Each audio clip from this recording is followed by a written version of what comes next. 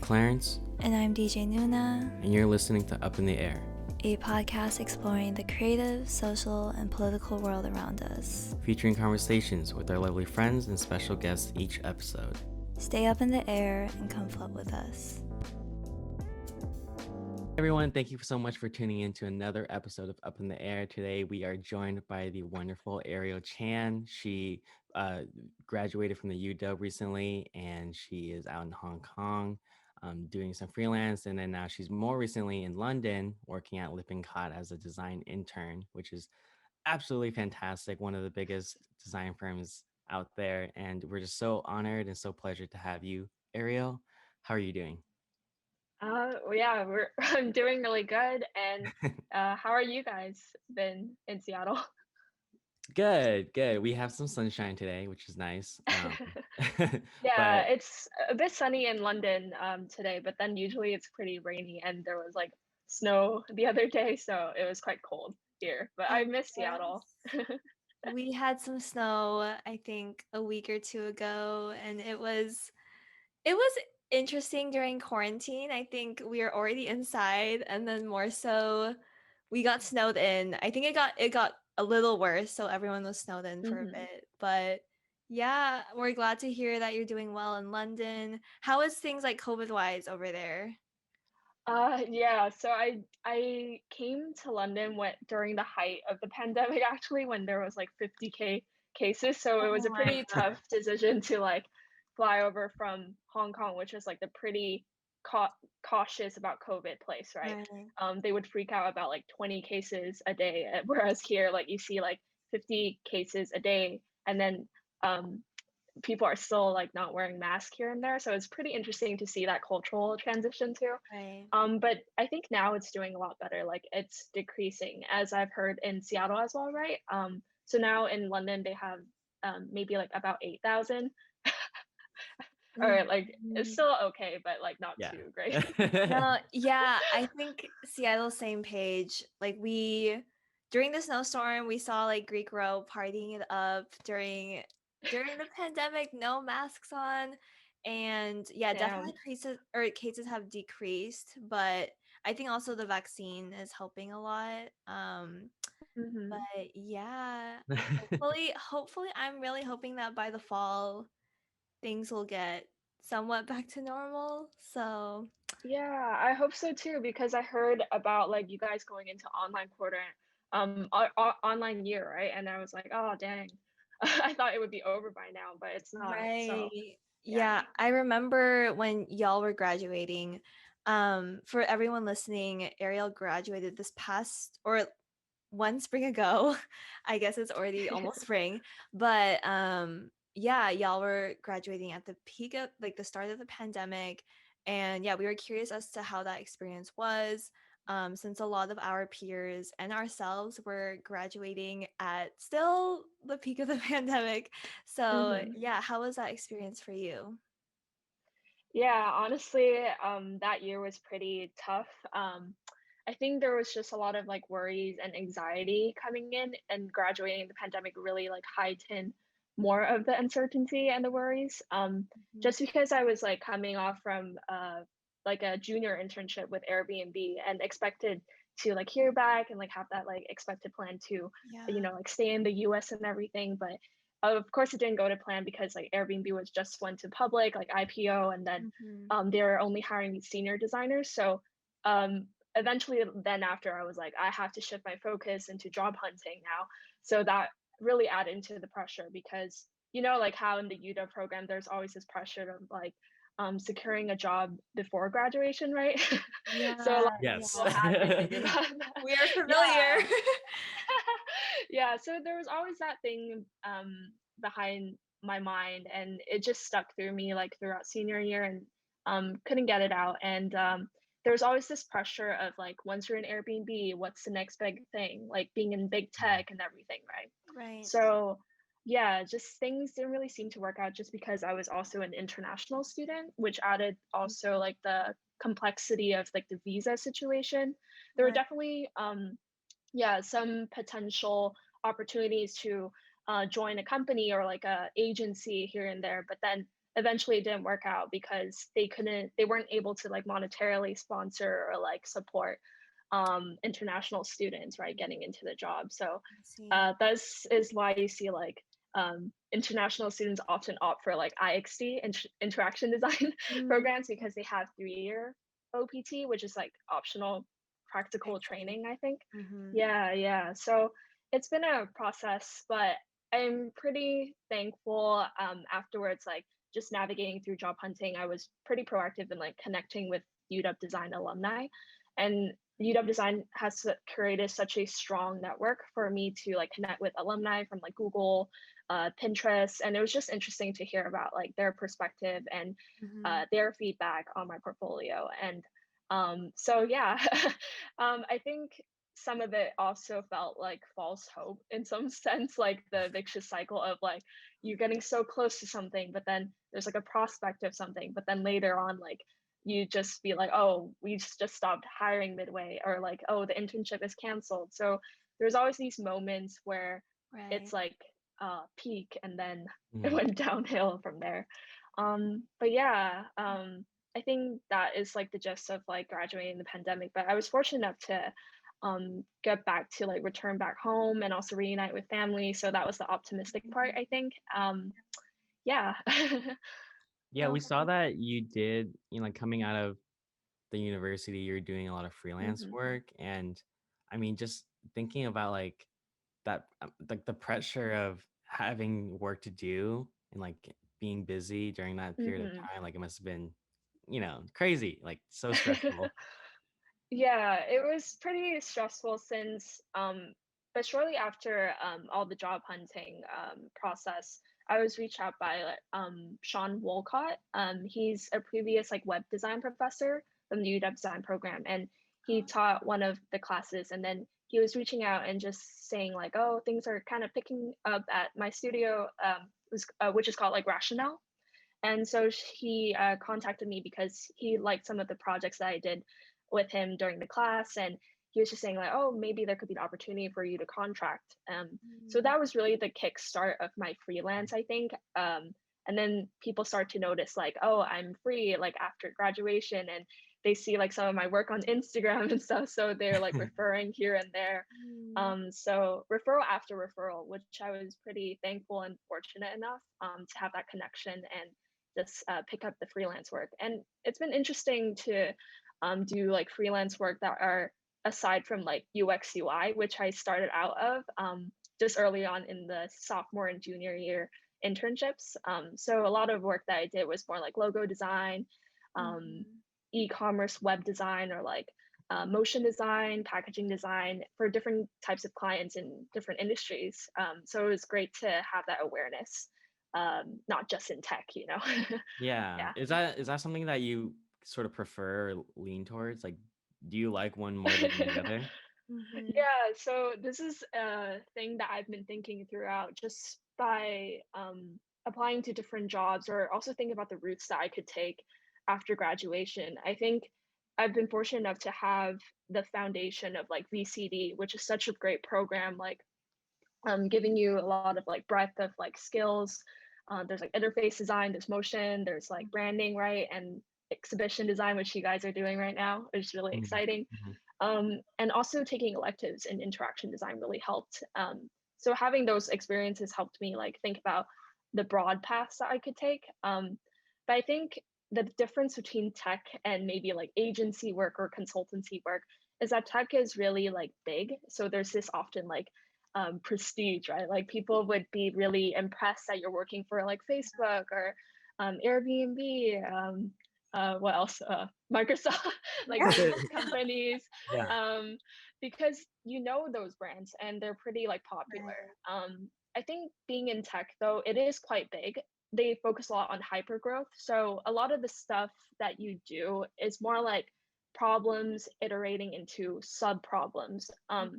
For example, like in Airbnb, I was working on design language system, which is like the design kit of the UI components on your Airbnb app screen, right? Mhm. And they had some before, but then they were looking into iterating into like the second version, like the newer version, or like Mhm. they're introducing Airbnb Plus to Airbnb Lux, like all these types of new features to really keep the app on its toes and keep enticing people to use it. I think that is what tech is really all about. Whereas I think like consultancy and agency, it's more creative. It's really challenging but rewarding in a sense. Like, I think consultancy work, you're often have to be aware of your context. Like I worked with different industries, right? Have to learn about the context of those industries.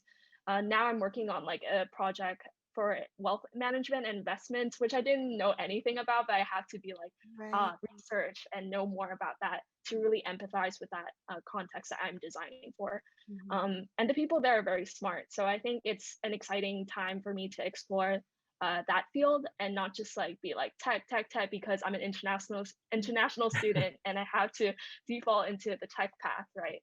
So Right. I think it's good for now, and it's something that I think my skill sets are aligned to. So it's pretty interesting, I think. Oh, yeah. Yeah. I think it's really interesting how you just mentioned like the wealth management company to work for and like you having to do the research so that you could fully empathize with the user. Did you find yourself also integrating that in like your tech experiences, or did you see that also amongst your peers? Because I know that the tech design culture can also feel a lot different than like the more independent, smaller studio feels as well. Yeah, definitely. I think yeah, there's certain like challenges in tech. Even just from my internship experience at Airbnb, there's like things that I didn't know going into a role that was more like design systems and digital accessibility, which I didn't know anything about at first. And Mhm. I think what really stood out to me from Airbnb's program is that even though I didn't know about these things, I was invited to this role to know more and learn more. So it was like a great structured internship program for me to like follow my manager who was more specialized into these fields and always have that consistency of like learning and growing. I think even past like these experiences in different like sectors in consultancy or tech, you have to have this mindset of like a growth mindset, I think. Right. That doesn't change like even if you're working for tech or like you're working for agency work. I think they expect you to learn on the job and research and also like be willing to like be growing in discomfort or like just be Mhm. adaptable in the process. And I think just like in Airbnb, the research was more maybe like internal, I think, because it's such a role that is designing for like internal tools. So I had the privilege of like maybe like educating people about digital accessibility when they're like new hires coming in and also designing tool kits and guidelines for people to adapt to like the components that they're using for their screens to make new flows. Like there's so many things that I think allows for that type of research. Yeah. No, yeah. That's super cool to hear, just like how versatile your experiences are and how you've really well adapted to all the different spaces.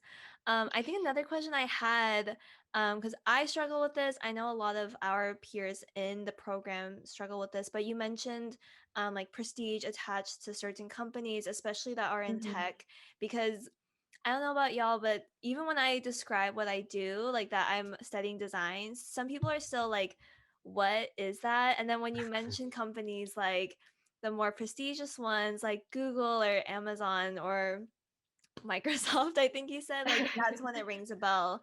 But yeah, I guess how did you kind of overcome that? Because I think with the pandemic, a lot of us are like a job is a job, like you have to start somewhere, but at the same time like wanting to have a job that you fully enjoy that is like worth your time. Because I think, yeah, it's been hard for me to get over the whole like prestigious label because I Hmm. want to work somewhere that I both like, but also I guess it gets in my head sometimes too if it's like people don't know where I work or things like that. Yeah. Yeah. Yeah, I think it got to my head at first as well, just coming off from these like brands and stuff, like having experience at Airbnb, and then I'm like thinking, oh, do I have to get somewhere better than Airbnb? But it's Yeah. honestly, I feel like personally, I've learned to almost stop comparing in that way. I think it's comparison is like the thief of joy or something that I've heard as an advice, but I think it's really like um, honestly, you have to find somewhere that you're comfortable and to grow in, and also like not just like going in for like the benefits or the pay, right? I Mhm. think you really have to like go somewhere where you think that you could really be passionate in and enjoy. I'm not saying that tech is not something that people can't be passionate in. I think a Right. lot of the times though, like people I know from tech, they start working in tech and then like 2 to 3 years, then they are like, oh, I feel like I'm not being creative enough or something. But there's always room to be creative. For example, you can adopt like hobbies or interests. A lot of people at Airbnb I know, like they have side gigs. So some people have their own studios, or like some people do Wow. like handiwork, right? There's so many things that can keep you going in certain ways. And I think also the beauty of consultancy is that there's flexibility and there's versatility. And often the work goes a bit more unnoticed, maybe because they're behind the scenes. But oftentimes you can also like be more of the mindset, like I can be the one to uh, show people that this is what it's all about. So like I didn't even like realize that Lippincott was behind like the Andy Warhol like famous can label design, or like Pizza Hut logo. Like there's these things that Mhm. I didn't notice before, but it's all so refined and so like intentional. Like these designs like that we've been living for so long, like long-term brands that Lippincott was behind. So I think that is just what my take on it, but honestly, it's also a journey to be like not comparing or like Mhm. and stuff. So yeah, just Right. find what you like, I think, Mhm. and not compare about the more, I think, logistical or like surface level things. Yeah. So at UW, I know that when we first met, it was kind of like um I think there was a portfolio review happening at the same time at the time. Yes, the And IDA portfolio review.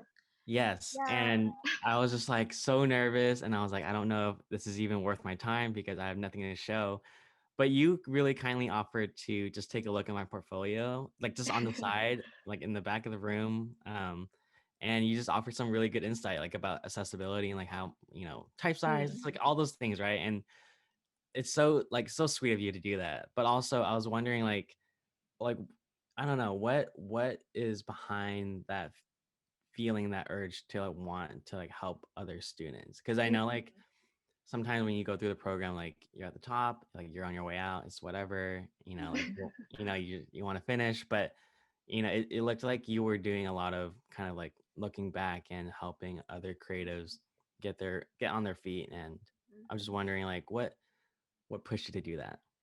Yeah, yeah, I think I think sometimes when I do that or have the urge to do that is because I think of myself in these other people's shoes, Mhm. right? And I Mhm. think back to the time when I started off in design and I was still discovering like where my passion was in, and being so clueless about the whole process. And I was really at that time also craving for like some help or guidance to really help me like get through like these troubled difficulty times, right?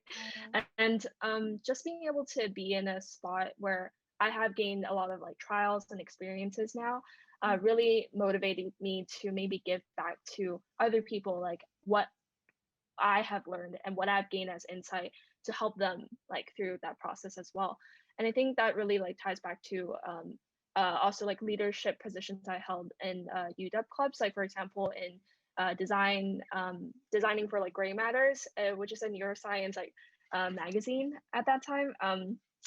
Just was able to like also mentor like aspiring designers from like other majors who wanted to do dabble in design, and hosting like InDesign tutorials like really satisfied me in the way that they are able to take something off from that session as well, not to just like be in the club, do everything like just as they're told, but gaining like a new skill.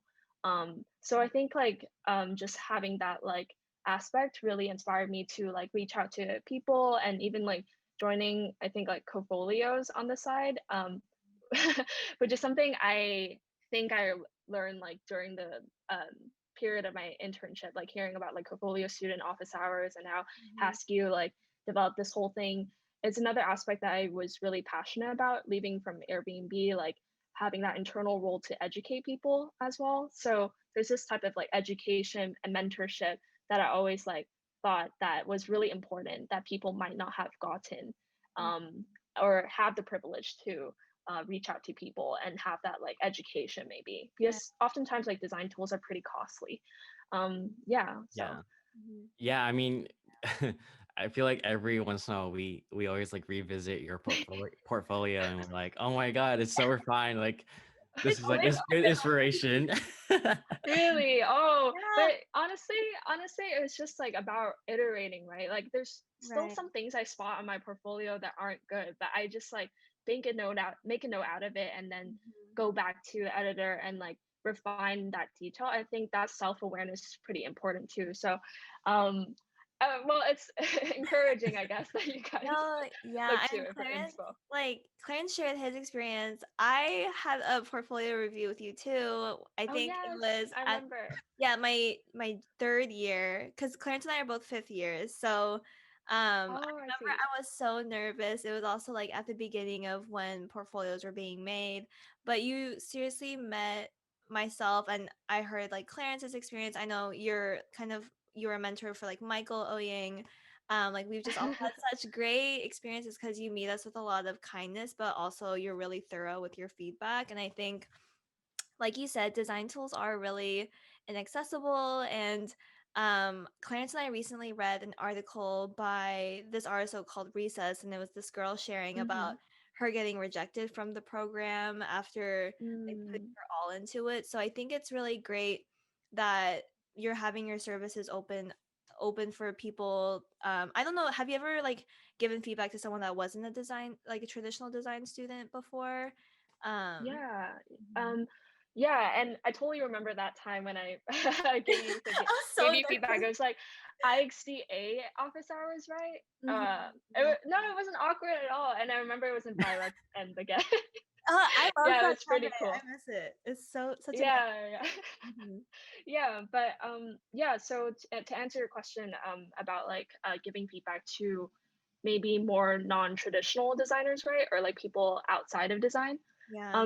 Yeah, there were definitely those opportunities like during my time mentoring for Coffolio's office hours. And I think the pace started to pick up when like my profile got published and then some of my descriptions of my bio, and then people were just like booking on like Calendly and like asking me for sessions. And some of the people were pretty diverse. Like I expected more like undergrads, like getting into the industry, right? Like graduating, what should I do?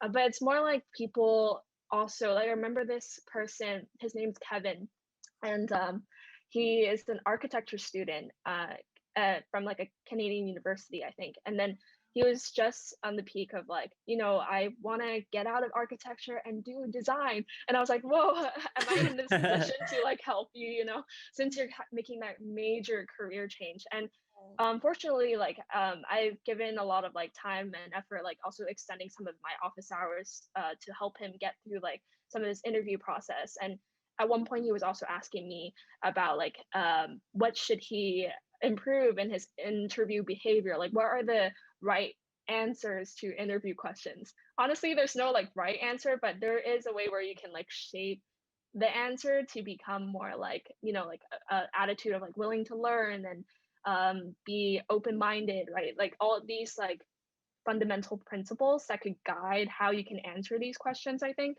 Mhm. And there was like another mentee, I think, that also just graduated and trying to break into like a more product design career. Well, I think she was an economics student before, but she was just like, oh, like there's something about product design that really intrigues me, and I really want to make that career change.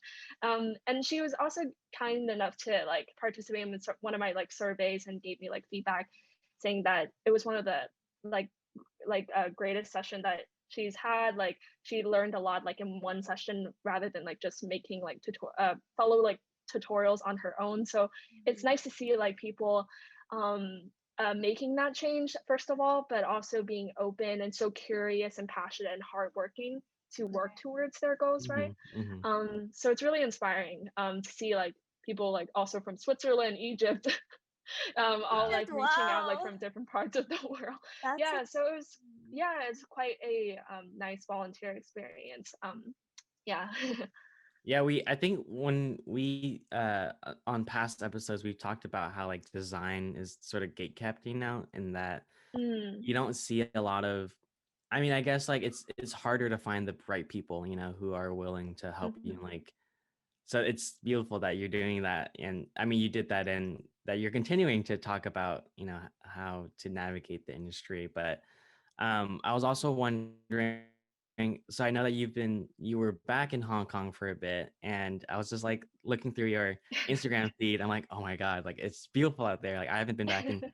maybe like 4 years or so. Oh, 4 years. Yeah, because my family is originally from there, so we Mhm, used to go mhm, like every summer. And then yeah, we just life, got busy. mhm. But Yeah, for sure. yeah, I think I was really interested to know like what your experience was during your undergrad, knowing that there's so much happening back home. Because I Mm, mean, I remember doing motion design, and for my countdown video, I like Hong Kong was like my kind of topic that I chose, and then yeah. kind of based it around that. But I was wondering like how was it, dealing with and like kind of navigating that time of your undergrad?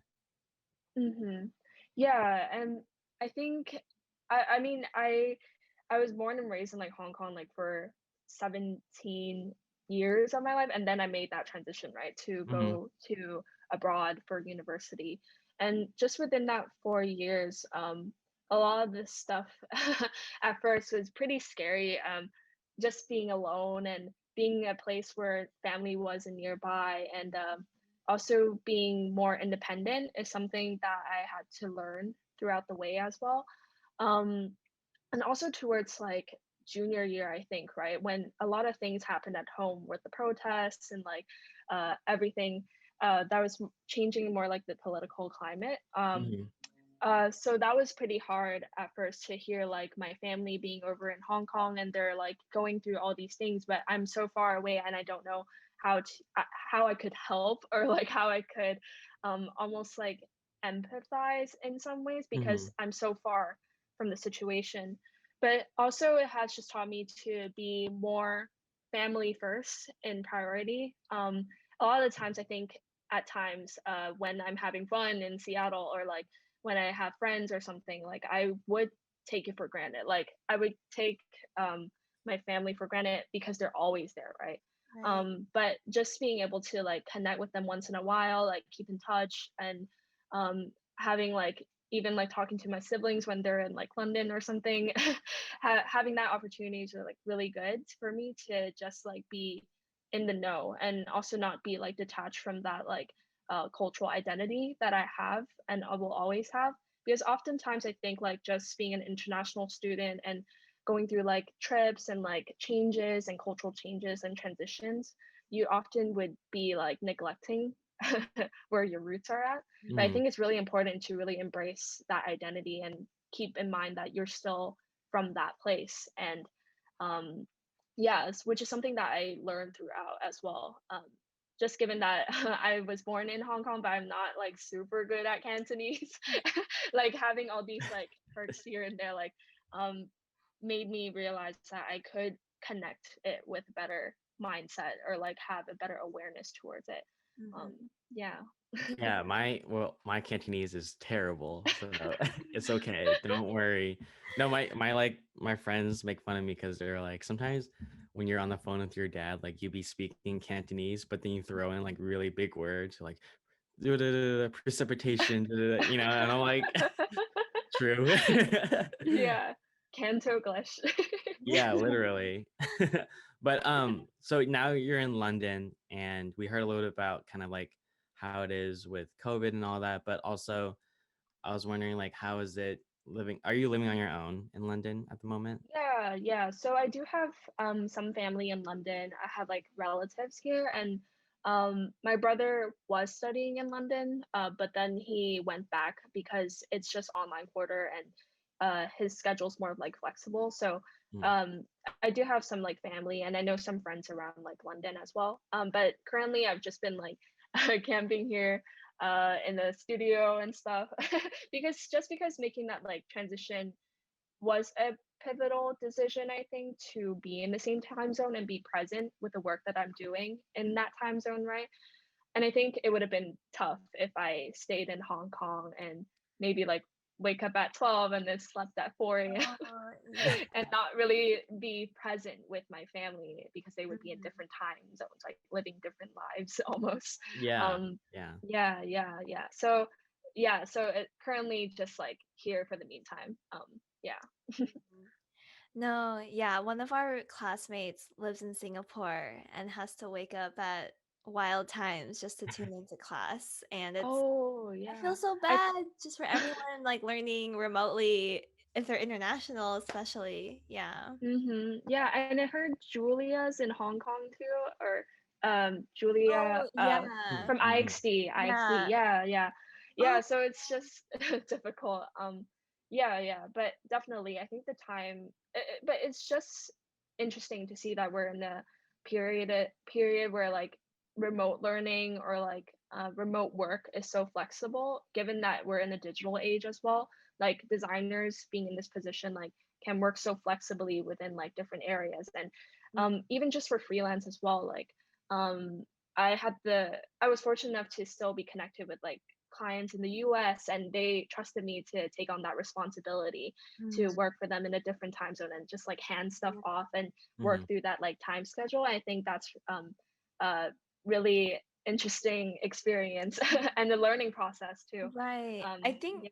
yeah, there's a lot of pros and cons. Like you said, it really enables collaboration beyond like where you live. I think that's really great. And I think a con, but also a pro is that I feel like designing it feels a lot more private because you're not like in the classroom, you're not in the workspace, like doing your work, and you're just like Mm. in your room. And I think yeah, redefining what collaboration looks like has been really interesting. Like, I remember Clarence and I were on a group project and we spent like 7 hours on a Zoom call with like Oh wow. four of our other group members. And yeah, definitely trying to make it a more sustainable practice, but also just making Hmm. it work has been interesting. But you did mention how like a lot of people that you worked with in tech, they have some personal hobbies or passion projects outside of their work. And I know that you have a little Etsy shop, which is really exciting. But how has it been kind of balancing that? I thought the Among Us stickers are so cute. Yeah. That was really random for the Among Us stickers, but I think I was getting into the game and there was like hype about it, and then So cute. yeah, it was pretty fun just like making like random doodles and transforming them into like prints and stickers. Yeah, so I think during my freelance period, there was often always this like make up your own time and schedule, and even for freelance, like you can say that you can be busy if you have multiple projects lined up and you choose to multitask like projects all at once, which I did, which is sometimes why I was so busy at one time and then like so free another time. So there was often these like gaps in between my schedule, and I didn't want to just be like sitting here and waiting for the next thing to do, or like my next assignment, or like while I'm still hunting for jobs, I still wanted to keep my creativity going and just explore different areas that I was interested in. It was pretty inspired by like I don't know if you guys took like AP art back in high school, but like AP art sales, like I there were like classmates who often like sold their artwork, and like having all these like experience just to navigating the small business world was really something that I wanted to do on the side. So Etsy was always like something that I tried, but it didn't work out. But I finally had the time to like try it during some of my free time, and also inspired by some of my side projects. So like a project that I've worked on was like the NPS interface design class app with Andrew Allen. Have you guys had him? Or, yeah. Yeah, Yeah. we had So it in the spring, right? Like right when COVID hit at the end of the class. Yeah.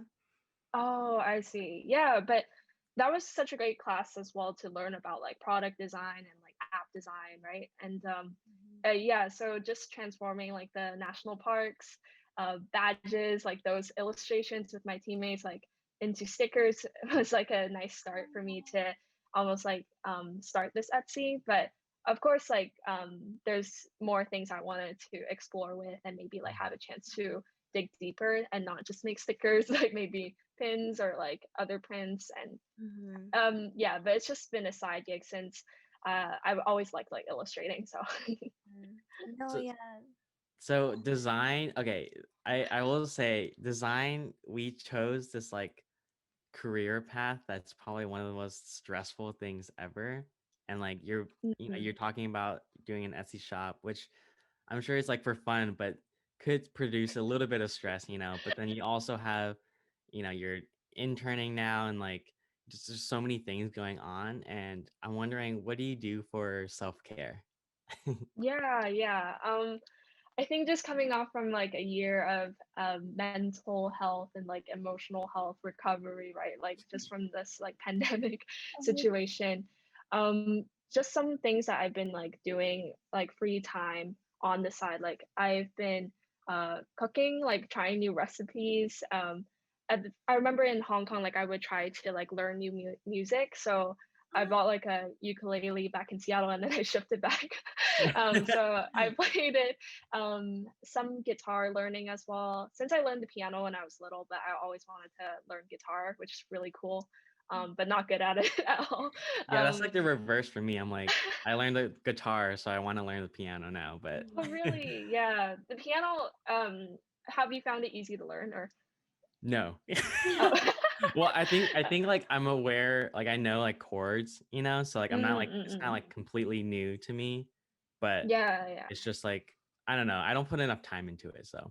Yeah, same. It's just been such a busy period, so I've just been like dabbling Mhm. and playing when I have time and Yeah. learning songs that I like, I guess. It's more like the way it goes. But yeah, music wise, it's like that. And what back then I also like had the time to like spend some time with like Hong Kong friends where I haven't like connected in a while. So that was great.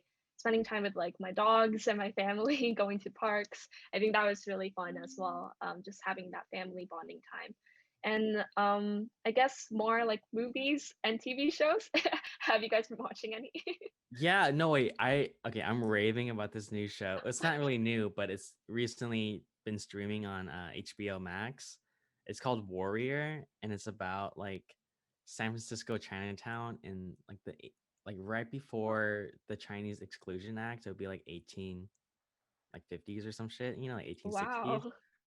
Um, but it's wild because it's like produced by Bruce Lee's daughter, and it's like all Asian people in the show, and it's like Oh. I Oh don't wait, know, I it's just gotta check that out. I just got an HBO subscription. there we go. We're leveling up. Finally invested. I would always ask Clarence like, "Yo, can I have the password? Like, can you like?" Yeah, no, it's just like so interesting to watch the show because it's like all Asian people, but they're Hmm. like there is a little bit of that talk about like representation and like all that things, Yeah. but it's more so just like an action kind of like TV show, and I'm like, it's so good. Dang. Yeah, I should add that to the list. Yeah. What about you? What have you been watching or any films too? um, I recently watched The Boys, which is something like about like a universe where superheroes are have like evil intentions or they're like malicious in a way. They're not really saving Yeah. people, but then they're like promoting more like their fame and identity, right? So that was really interesting storyline. And I was watching like a horror series called like Haunting of Hill House. Oh my God. Oh, Yeah, So that was good. really cool. I thought Yeah, So that so good. good. Oh, was so good. Yeah. And just been trying to pick up some of the popular cultural references by watching like Star Wars and like good. trying to also catch up with like Harry Potter and stuff Did that you catch a happened. lot of So slander like when you're in the States, kind of when people are like, "Oh, have you seen Star Wars?" You're like, "No." yeah, I think so. I'm not sure, but like often people like have this like reference and I'm like, what does that mean? Or like a Yeah. meme, Weird. right? Yeah, Yeah. so I feel like Is I saw this tweet about how Americans really take one piece of entertainment and make it their entire personality. Like there's definitely people of like Star Wars, Harry Potter, like The Mhm. Office. Yeah. Yeah, those are the key ones. Yeah. Mhm. That's a no, those are really good choices. I'm a huge fan of The Boys too. Like it's so violent, but you know, I'll check it out. Wait, Yeah, what that's entertaining. how. platform? Yeah, What Yeah. platform is that one on? It's I think Amazon Prime. Amazon. Yeah, Amazon. Yes. yeah. Prime Video. Sorry. Yes. Check it out. No, yeah. It's great to hear how you're taking care of yourself and just balancing all these things and excelling at all of them. Honestly, like we're such huge fans and we love seeing just your work on Instagram and we always peep your portfolio, like we mentioned. But yeah, we are already almost out of time, so we wanted to end the episode with a song of the week, which is something that you've just been listening to throughout the week, something that's been giving you joy or something that's like bringing you peace. So anything, we're open to it. Yeah, we love new music recommendations. Well, recently I remember like just coming to London, I discovered like the band Hers. Have you guys heard of Mm, Hers? Mm. yes. Yeah, and I didn't know that they passed away, which is really sad. So I've Yeah. just been listening to the song like What Once Was on repeat, and I was like really sad and emotional. So hopefully it's not too sad of a song of the week. Did Or they wait? but then yeah. They have a song called Marcel. Am I? Yeah, No. yeah, Yeah, I think so. that's my like one Yeah, of my yeah. favorites. Yeah, Yeah, they're really they're really good. good. Mm, Yeah, but No, I love. sad. I'm always looking for sad songs. I love them. So Yeah, I think it's just like it's a pretty like groovy beat and mhm. it's pretty catchy, but like the title like What Once Was really caught to me because what once was Yeah. as well, yeah. Oh my god. But yeah. Did you is that kind of like representative of your sort of music taste? Like, is that sort of the Yeah, music that I mean you typically listen to? I'm pretty open to different genres. Mm, I have like playlists for different genres, but I tend to listen to like indie mhm. genres. So I Yeah, think indie all or like those types are really interesting. So always up for those. If you have any perfect. recs. Yeah, I'll think about it. I can go next. So my song of the week is called "So Incredible." Dot package. It's by Denzel. I know. I'm like looking at the name of the song. I'm like, oh, okay. But it's by Denzel Curry and Kenny Beats, and they have a album that they did together last year, but they're kind of like doing another like a sort of like a remix version of it now, but with a lot of different features. So on this one, Robert Glasper is on it and Shmino. But yeah, I just really like Robert Glasper because he's a very popular jazz musician. So it's like always interesting for me to hear a mix of jazz and like hip hop. But anyways, I would recommend it. Pretty cool. I'll check it out. And I can wrap us up. I would say my song of the week is a song by Kali Uchis. It's called Clarence. It's like I already know. It's called Telepatia, and it's part of her bilingual album. And I think it's really popping off right now. I think it's recently gotten so many streams because it's viral on TikTok. But Mm. it's such a beautiful song. It's very ethereal and has a really whimsical feeling to it. I feel like have you listened to Kali Uchis? It's like really alternative R&B. But that is my song of the week. It's been on repeat. I start every morning with it. So that's my song of the week. Nice. Yeah. Beautiful. Well, Ariel, thank you so much for joining us on the pod. It's just so great to see you again. It's been so long. So it's nice to catch up, and we really Mhm. appreciate you sharing the wisdom to us young creatives and our Feeling so peers alike. inspired. Yeah, it was really great seeing you guys again, like after a year or so, and hopefully you guys are enjoying senior year to the best of your ability. Yeah, fingers Right? crossed. We're still working on it. Yeah. But thank you again. And everyone, we will have all of Ariel's links down below. So make sure to check out all of their work on their portfolio and Instagram. But yeah, thank you again. Tune in Yeah. next week.